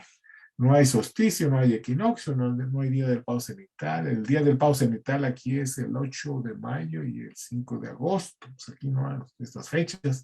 Tampoco encontramos las fechas teotihuacanas, tampoco las que están en el Templo Mayor de Tenochtitlan. ¿Qué hay aquí? Bueno, ante eso, pues solo queda revisar que de dónde podemos apoyarnos para decir que están buscando en este templo los zapotecos. Bueno, echemos un brinco provisional a otra ciudad cercana, Mitla, que es muy llamativa porque generalmente uno lo visita porque la iglesia colonial que está por ahí está sobre un conjunto de templos zapotecos que todavía conservan pintura mural tipo códice. Y la gente normalmente cuando va a visitar ahí se pasa de frente y no visita este lugar que se llama Conjunto del Arroyo, que es un conjunto de plazas. Esta es una, la principal, con edificios en los cuatro lados. Este es el norte, el oriente, el poniente y el sur. El sur ya está casi destruido. Bueno, pues hace más de 100 años un arqueólogo alemán, Eduard Seller, encontró justamente aquí arriba de la, digamos, del vano de entrada central del edificio norte, encontró una pintura mural que hoy está muy maltratada, pero él hizo el dibujo y aquí lo tenemos. Tenemos un disco solar y del disco solar surgen dos cuerdas, dos mecates, uno lo sostiene un personaje que su piel lo perdió en el cielo, aquí está el cielo estrellado. El otro es otro personaje en forma de un cuchillo pedernal, también amarrando al sol. Aparentemente pudo haber habido un personaje dentro del sol, pero pues ya se perdió. Y el sol está enmarcado en arquitectura.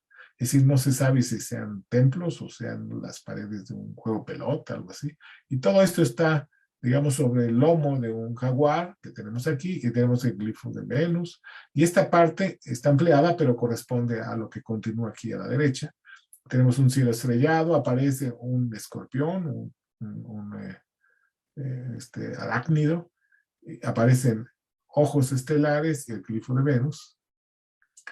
Pero si uno está en este patio, ahí abajo de la pintura, que sería aquí, pues enfrente nos toca el sur, y el sol nunca va a salir en el sur, ni ponerse. Sin embargo, nos dimos cuenta que aún era posible que el sol real tuviera algún contacto con este sol pintado. Si consideramos la dirección señalada por el dintel, o sea, donde está pintado, este-oeste, es esto, y medimos, encontramos que hay dos fechas en el año en que el sol, al salir, puede iluminar rasantemente, lateralmente al sol pintado. Y eso sucede 25 de febrero y 17 de octubre, las mismas fechas que encontramos en la llamada Embajada Teotihuacana. Curiosamente, hace varios siglos, la Inquisición española confiscó en una región de la sierra llamada de Juárez, en Oaxaca, en la región de Villa Alta, documentos escritos en zapoteco, que son calendarios.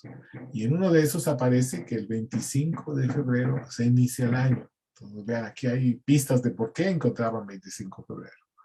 Bueno, ahora, un colega especializado en los observatorios cenitales, es decir, cuando se puede ver cuando el sol no hace sombra a mediodía, consideró el conjunto del edificio J que veíamos, que decían es un observatorio, y un edificio enfrente.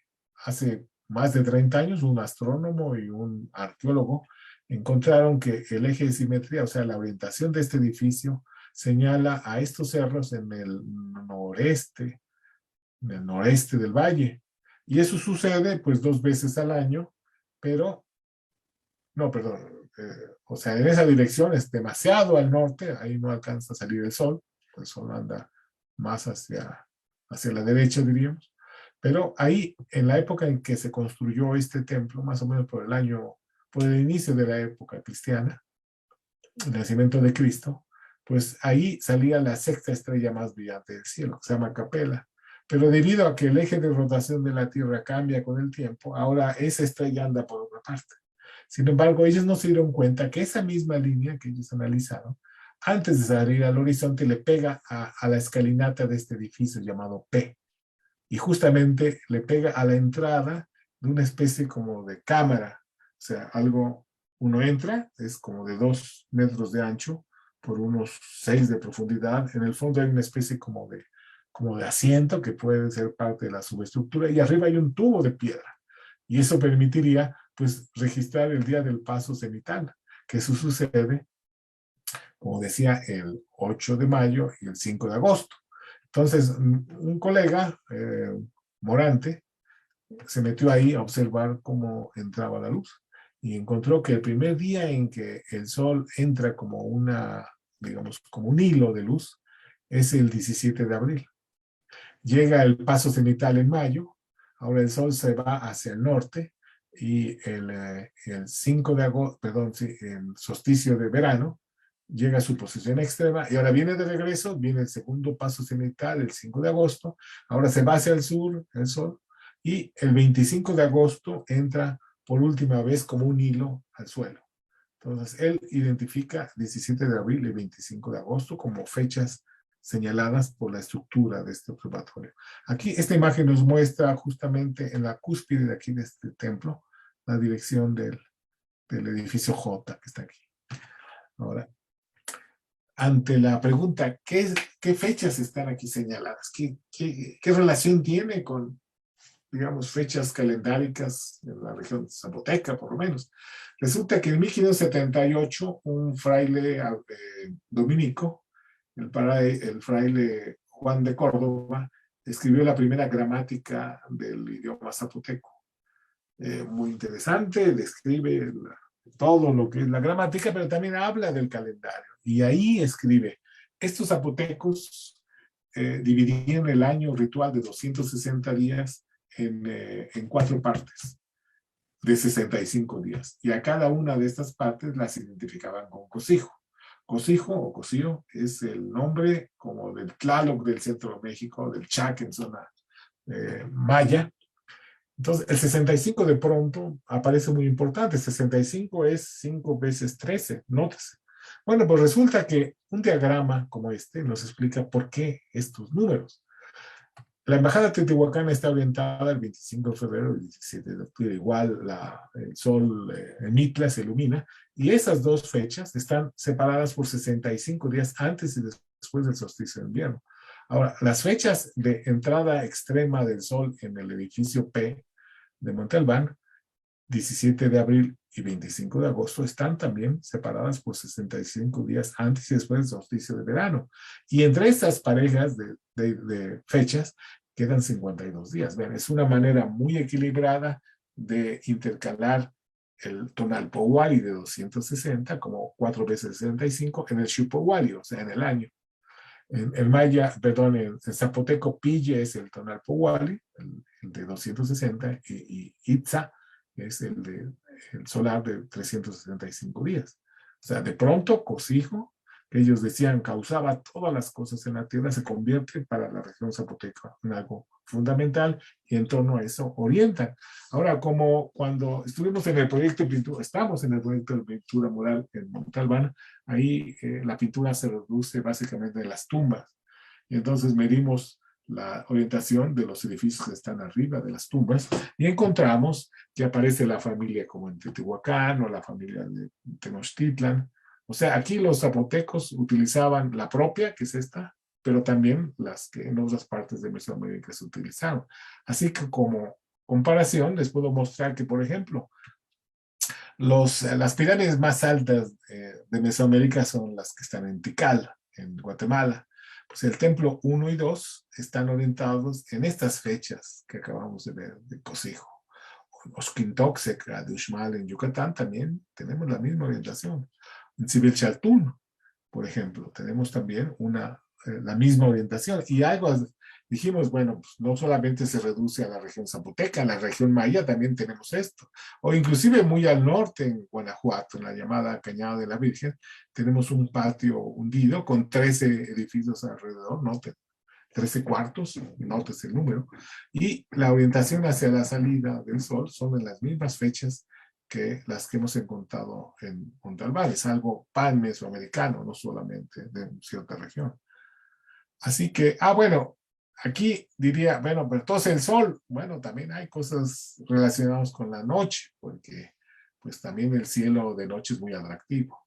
Aquí les presento un dibujo que nos hizo el artista del proyecto de pintura mural, que nos presenta el cuarto central del edificio llamado de las pinturas en Bonampak, en Chiapas.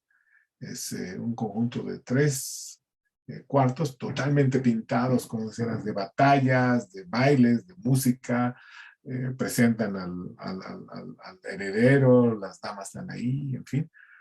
Y en la parte central, ese es el cuarto central, aparece Chan Muan, el que mandó a hacer la pintura, con sus generales, y allá abajo aparecen los derrotados, los enemigos derrotados.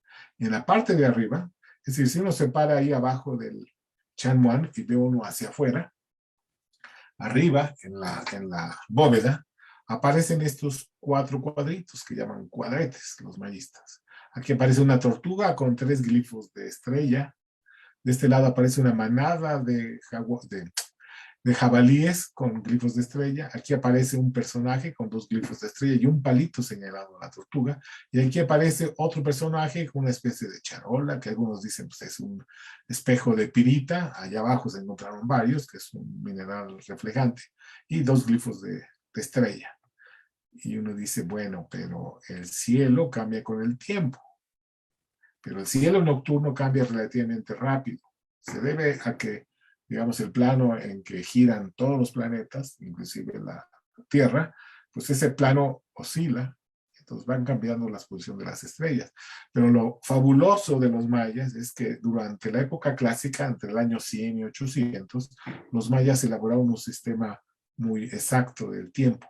Entonces, ellos pintaron aquí la fecha, y esa fecha corresponde al 6 de agosto del año 792 después de Cristo. Bueno, pues para la noche de ese día podemos encontrar que arriba se localizó una parte del cielo muy llamativa.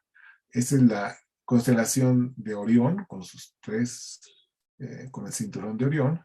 Del otro extremo aparecen las Pléyades y la que corresponde a la constelación del Toro, de Tauro. La estrella más brillante de Tauro es Aldebarán, una estrella roja, de las más brillantes rojas a simple vista. Y solo para ese día, en el otro, digamos, en el otro cuerno de Toro, aparece un gemelo de Aldebarán, que es un objeto rojo, que es Venus, perdón, que es Marte. Bueno, así que podríamos identificar la tortuga con su cinturón de Orión aquí. En el otro extremo a las Pléyades, que es un cúmulo de estrellas, que a simple vista se ve como una nubecilla de estrellas, que podría corresponder a la manada de jabalíes. Y aquí en el otro, en los cuernos, podemos encontrar Aldebarán, que podría ser representado por este personaje con el palito señalando a la tortuga, y Marte sería identificado con este personaje. Entonces, una posibilidad de identificar lo que está allá arriba en el cielo, probablemente constelaciones, a través de la pista que nos dejan los mismos mayas a través de la fecha y la posición del edificio. Así que permítanme leer esto. Aquí sabemos que es el caracol, que es observatorio, le llaman, pero no fue sino hasta después de, digo, hace como más de 30 años, cuando un arqueólogo y un astrónomo midieron la dirección de las 4 entradas y de las 3 ventanitas que sobreviven y de las 2 escalinatas y las plataformas. Nótese, esto parece como una bóveda, una cúpula de observatorio moderno, pero en realidad era cilíndrico y se fue destruyendo y quedó así. Bueno, pues estas direcciones que acabo de comentar señalan en la época en que se construyó esto por el año 100, por el año 1000 después de Cristo, las posiciones extremas de la salida del sol, como los solsticios. Aquí sí hay posición extrema de la luna, la salida de Venus, pero estos colegas no se dieron cuenta que esta ventanita, la central, está señalando a las mismas fechas que Teotihuacán. Esta manera mesoamericana de elegir orientaciones tiene que ver porque, digamos, el escenario lo da el cielo, lo da el sol, pero esto está un poco más elaborado a través de una característica cultural, que es el sistema calendárico mesoamericano. Así que permítanme leer, dice, como en otras culturas antiguas en Mesoamérica, importantes estructuras arquitectónicas fueron también orientadas hacia los solsticios, equinoccios y hacia las salidas o puestas solares en las fechas del paso cenital del sol, las cuales dependen de la latitud geográfica de cada sitio. Sin embargo, hemos mostrado que la orientación solar de la mayoría de las más importantes estructuras arquitectónicas de Mesoamérica privilegian más bien fechas que se eligieron a partir de las características del calendario prehispánico. Se han determinado hasta ahora 3 familias de orientación calendárico-astronómica. Esta práctica cultural alcanzó la mayor jerarquía religiosa y ritual en Mesoamérica. Por lo tanto, al elegir las fechas de alineación solar de un edificio según el criterio calendárico, se le añadía un valor simbólico de trascendencia sagrada. El soberano que habría ordenado esa elección recibiría gran prestigio, el favor de los dioses y así un gran respaldo político frente a su pueblo. Esto es una verdad universal. Los políticos hacen obras para prestigiarse. Bueno, esto era una manera de rendir culto a los dioses, pero también ganar digamos, el prestigio frente a su pueblo. Es muy natural, esto siempre ha sucedido así. Bueno, y con esto termino. Muchas gracias.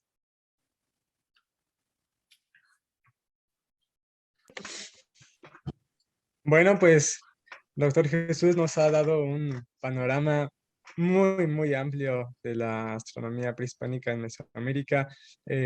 Ha sido verdaderamente revelador incluso muchos sitios que no son tan ampliamente conocidos.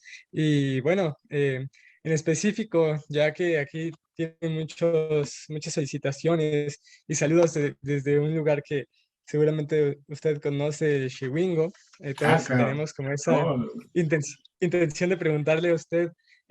Yo de las primeras experiencias con las que me fasciné en torno a de qué manera observaban estas personas en Mesoamérica, los antepasados, el cielo y cómo lo plasmaban en la tierra, pues fue a partir de visitar el Xewingo muchas veces. Se decían muchas historias alrededor de ello. Y bueno, siempre en todas esas historias salía su nombre. Entonces, me gustaría que nos pudiera comentar muy brevemente cuál es su experiencia en el Xewingo, que nos puede comentar acerca de bueno, este no, bueno, icónico Shibuya es lugar muy hidalgo. rico. Claro, claro. Bueno, si uno está en la pirámide del Sol, el día del paso cenital en Teotihuacán, el Sol surge de Chihuingo, por allá al fondo. Está como a 35 kilómetros al noreste de Teotihuacán. Y sin duda es una ciudad teotihuacana, porque dentro vamos a ver una pirámide del estilo teotihuacano, talud y tablero.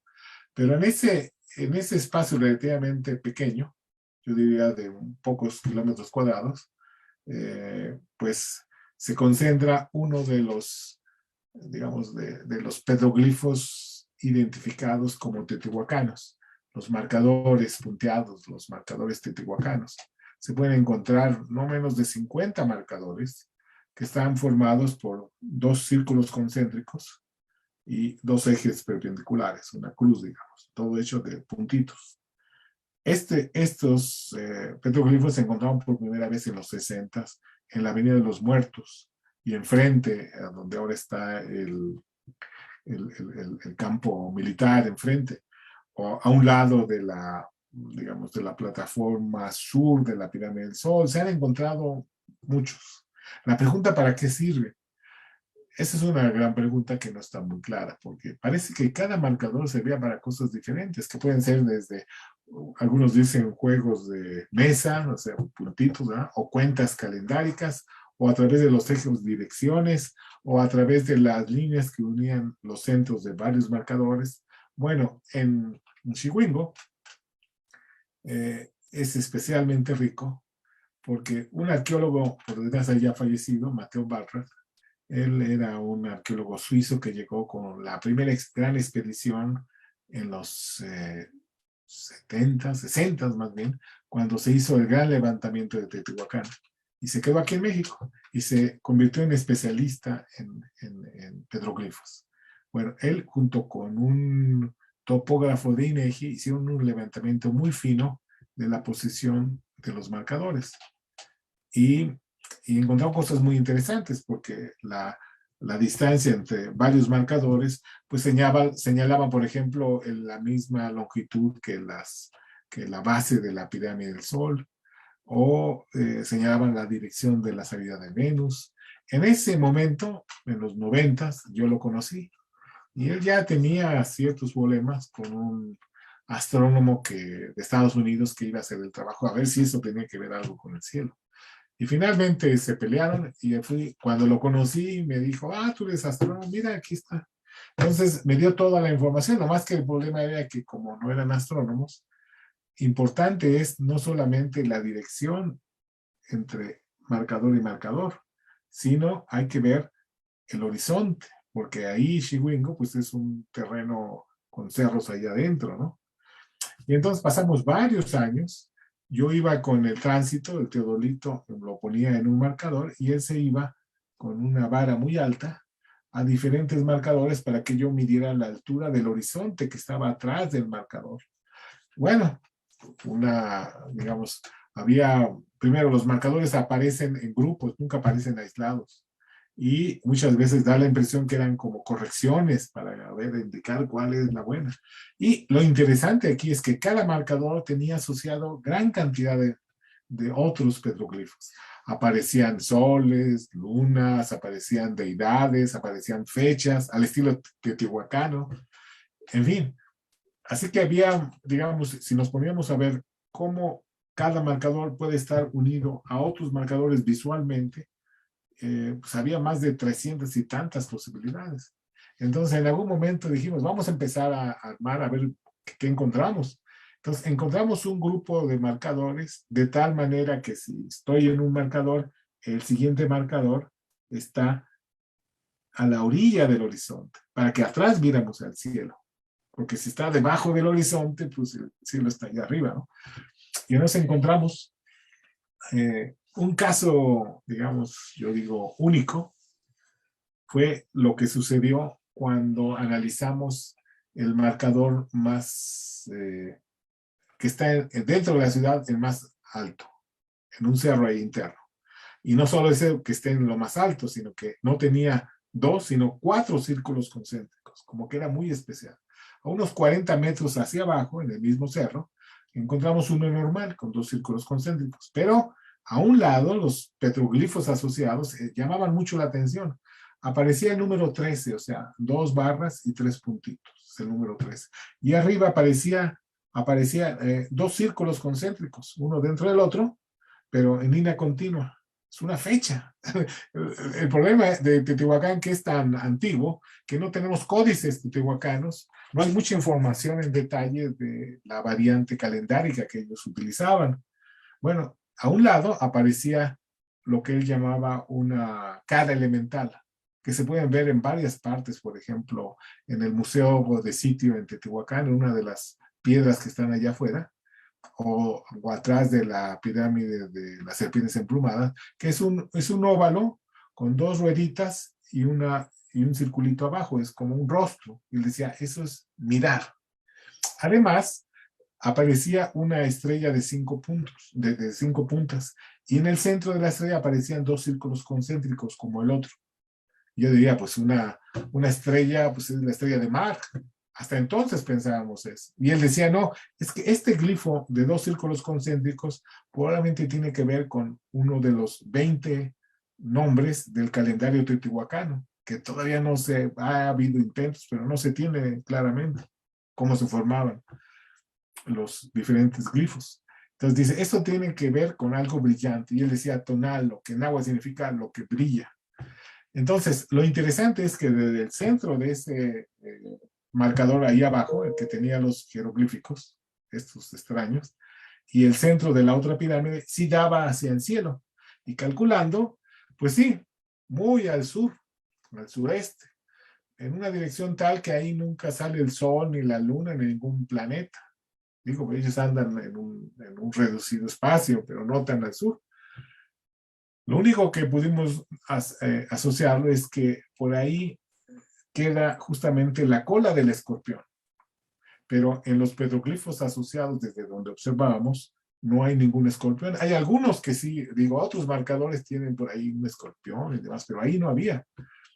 Entonces dijimos, bueno, si no es el sol, la luna, planeta, ni el escorpión, ¿qué puede ser? Es en donde cuando uno tiene que echar mano de información astronómica de otras culturas. La cultura china, por ejemplo, la japonesa, coreana, es famosa porque desde 1000 años antes de Cristo, ellos en su sistema de ordenar las constelaciones en el cielo ponen registros de eclipses, cometas, explosiones de supernovas. Es impresionante.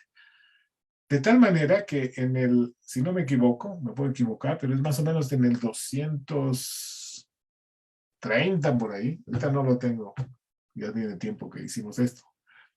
Sucedió una explosión de supernova. Una explosión de supernova es el fin de una estrella cuando es muy masiva llega un momento en que acumula cada vez, porque va habiendo, digamos, reacciones termonucleares donde se fusionan elementos ligeros y se forman elementos pesados. Cada vez se hace más pesada la estrella, de tal manera que pesa tanto que implota y explota.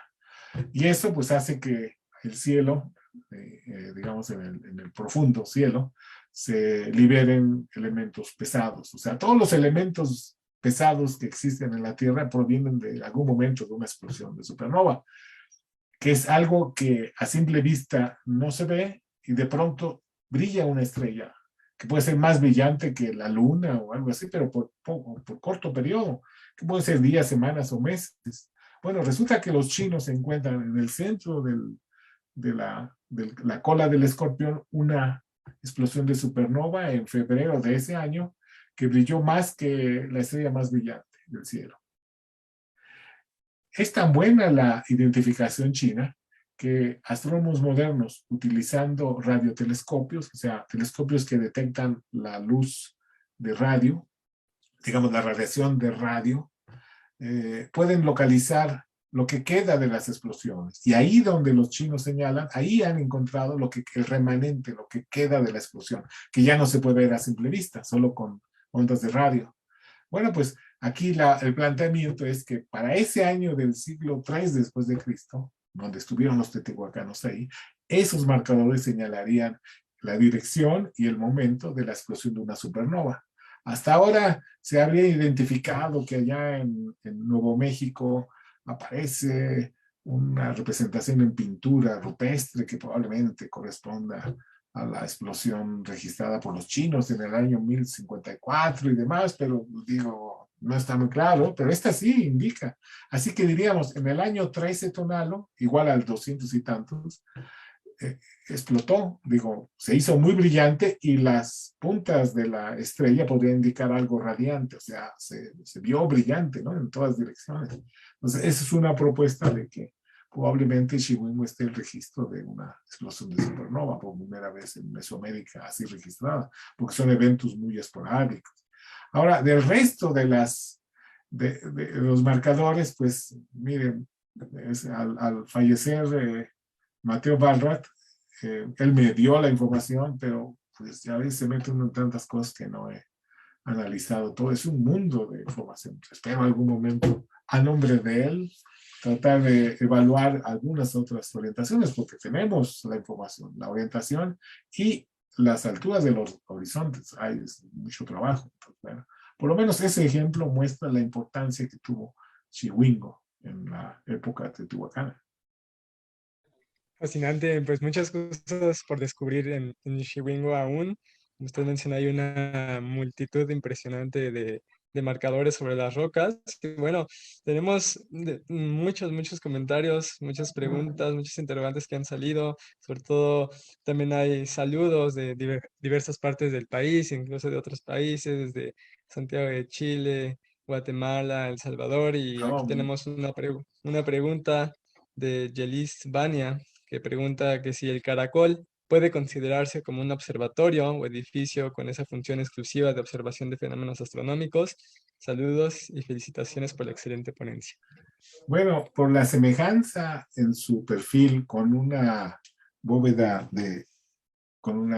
digamos, de un observatorio moderno, que es una esfera ahí, una semiesfera, pues es fácil decir que es un observatorio, pero no en el sentido de ahí esperar un telescopio que no tenían, sino que aquí la dirección de las entradas, que son 4, y de las 3 ventanitas arriba, y de las 2 escalinatas y de las plataformas, en el momento en que se construyó, por el año 1000, señalan direcciones de salida, de posición extrema de la luna, por ahí el paso en el equinoccio, o la salida opuesta de ciertas estrellas brillantes, que ya no están ahí porque ya se movieron. En ese sentido se puede considerar un observatorio. Pero yo digo, aquí fuera de lo astronómico que se puede verificar, existe la importancia de direcciones que tienen que ver con las fechas mesoamericanas. Como les decía, el 29 de abril y el 13 de agosto, si estamos ahí en esa ventanita central arriba, vamos a ver cómo el sol se mete alineado a la ventanita. O sea, en ese sentido es un observatorio, aunque francamente, digamos, no se considera simplemente una estructura como un observatorio donde está especializado a observar solamente, porque adentro había pintura mural, se hacían ceremonias, es algo muy complejo, muy complicado porque se combinaba, no existía tal la separación entre observar la naturaleza, el cielo, las plantas y lo religioso, entonces todo estaba unido. En ese sentido, pues son como edificios de culto al cielo, pero también a las deidades que tenían que ver ahí adentro, ¿no? Que tenían que ver con las cosechas, con la siembra, con la lluvia, en fin, ¿no? En general así es, no creo que haya sido digamos, un lugar exclusivamente para observar el cielo, como ahora tenemos en la época moderna, ¿no? Los grandes telescopios son para observar el cielo nada más. Ya la separación entre religión y ciencia, pues ahí está, hace mucho tiempo. De acuerdo, muchas gracias, doctor Jesús. Aquí tenemos otra pregunta muy interesante, retoma la cuestión lunar. ¿Por qué se dice que la diosa lunar ayuda a cuestiones del pulque en Hidalgo? Aquí Dulce Raúl está haciendo como alusión, ¿no? A esta relación de la luna con la fertilidad. No sé si pueda comentar un poco más al respecto de esta relación. Bueno, es que se dice que el hombre tiene un gran porcentaje de su cuerpo formado de agua y sabemos que la atracción de la luna afecta justamente las mareas, tiene algo que ver físicamente con nuestra naturaleza. Ahora, por otra parte, existen, alguien dice creencias, pero es algo práctico que funciona, que por ejemplo, para cortar la leña hay que hacerlo en cierta fase de la luna o para si la gente se corta el cabello en cierto momento, crece más o sea, hay una influencia física, sin duda. Ahora, al ser tan brillante en el cielo de noche, pues llama mucho la atención. A veces es cosa uno puede ver de noche a través debido a la luz de la luna. También, por ejemplo, el momento de la siembra, en cierto momento los campesinos la utilizan en cierta fase para sembrar. Yo creo que sí hay una influencia física. Digamos, finalmente somos parte de la naturaleza, tanto la luna como los humanos, y influye. O ya no digamos el sol, ¿no? Digamos, en el sol no estaremos aquí. Cuando decían que se iba a acabar el mundo en 2012, que era una tontería, yo decía, sí, se va a acabar.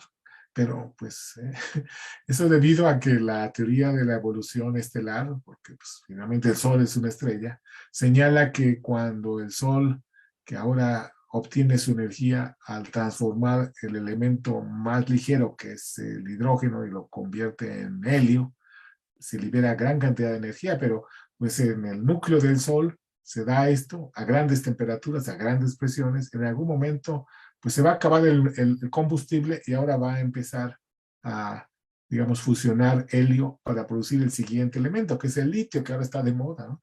Bueno, pues ese litio va a ser, cuando se produzca esta transformación, en más o menos en 4.500 millones de años, va a ser que el Sol crezca un poquito, se enfríe un poco en la superficie, se haga rojo, o es amarillo, digamos, y entonces absorba la Tierra. Pues entonces se acaba, ¿no? Entonces regresamos al origen porque finalmente la Tierra proviene de la nebulosa original cuando el Sol se estaba formando el sistema solar. Entonces, pues somos parte del Sol. Y hay algunas digamos, yo diría casi anécdotas, donde, por ejemplo, en un códice colonial temprano que pintan los tlacuilos, los pintores mexicas, presentan a las deidades y cuando pintan al sol, al Tonatio, al dios solar, por ahí el misionero escribe, estos naturales dicen que todo proviene del sol.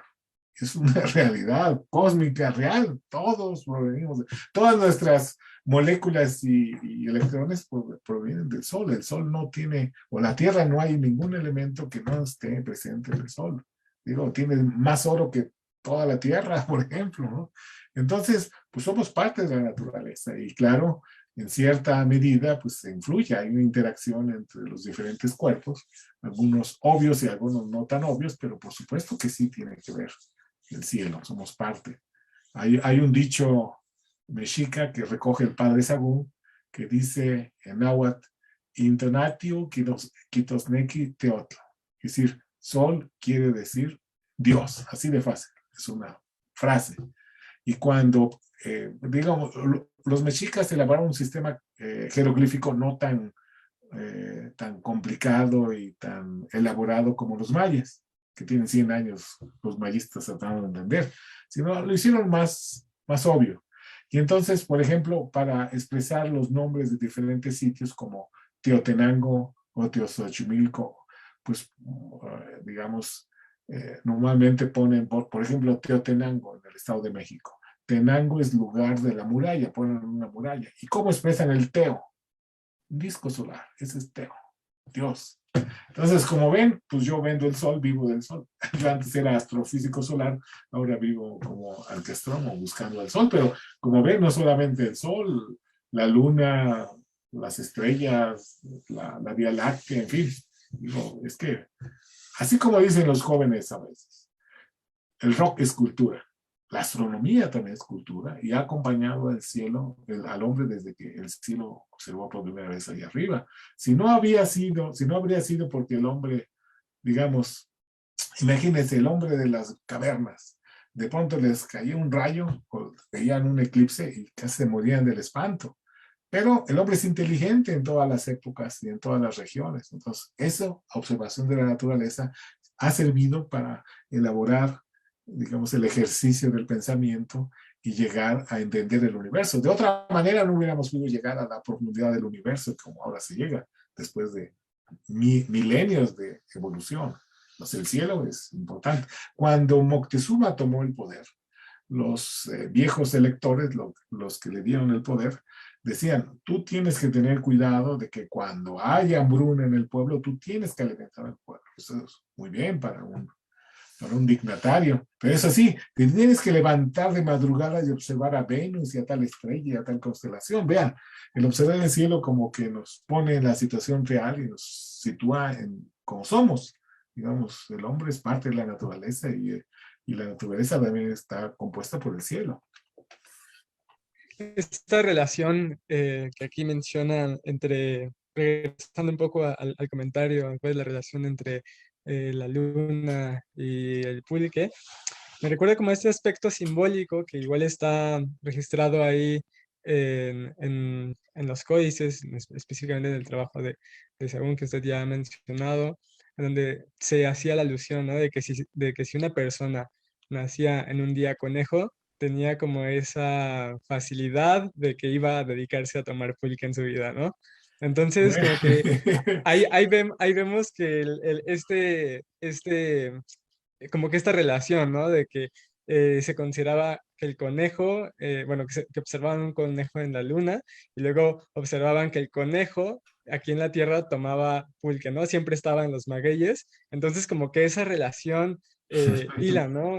Esos designios que encontraban al momento de que alguien nacía. No, bueno, existe la leyenda de la reina Xochitl, que habría Mm, llevado al soberano mexica el pulque, porque había observado eso que dice, que el conejo se había metido a beber el aguamiel y se sí. mareó.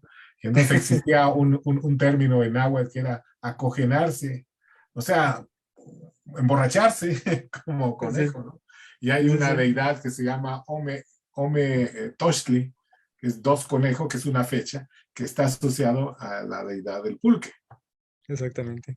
Muy bien, pues ya casi para ir cerrando esta interesante conferencia que usted nos ha impartido, doctor, tenemos algunas otras felicitaciones, tenemos preguntas. Una de estas preguntas es que si nos puede recordar a qué se denomina movimiento sinódico cuando hablamos de Venus. Sí, bueno, el término sinódico, en término, digamos, relacionado con la observación del cielo, es el periodo visto desde la Tierra. Así yo les diría, el periodo sinódico del Sol es 365 punto y casi un cuarto de día. El periodo sinódico de la Luna es 29.5 porque cada 29.5 vemos la misma fase de la Luna. El periodo sinódico de Venus es el número de días que, si sumamos cuando se observa como estrella de la mañana, como estrella de la tarde, y no se observa porque pasa enfrente o atrás, ese número de días es 584 en términos de números enteros de días. Entonces, el periodo sinódico significa el periodo de observación desde la Tierra. De acuerdo, muchas gracias. Y bueno, para seguir pues recomendando nueva información que buscar en torno, por ejemplo, al periodo sinódico.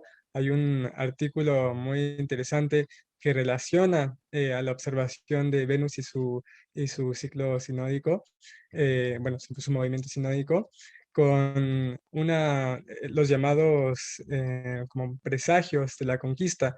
Entonces, este movimiento sinódico se atribuyó a los movimientos que hacía Cortés y algunos dicen que estos movimientos que hacía Cortés de ir y regresar de la ciudad de Tenochtitlan fue una estrategia que utilizó de acuerdo a los comentarios de algunos sabios eh, que le como que alentaban, ¿no?, esta información para confundir, para decir, es Venus, Venus es el gemelo malvado de Quetzalcóatl". Entonces, como ahí plasmar una narrativa desde el conocimiento astronómico. Entonces, también eso es muy interesante que puedan revisar. Los invitamos, estaremos compartiendo esa información que está por ahí publicada en la revista Arqueología Mexicana.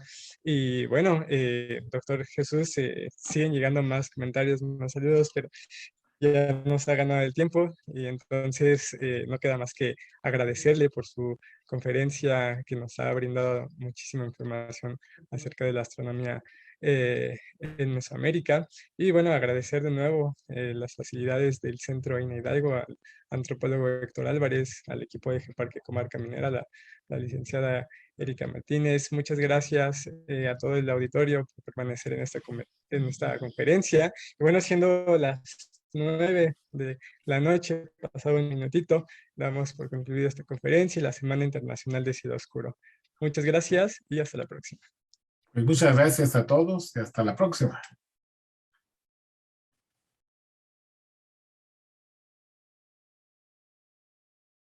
Gobierno de México.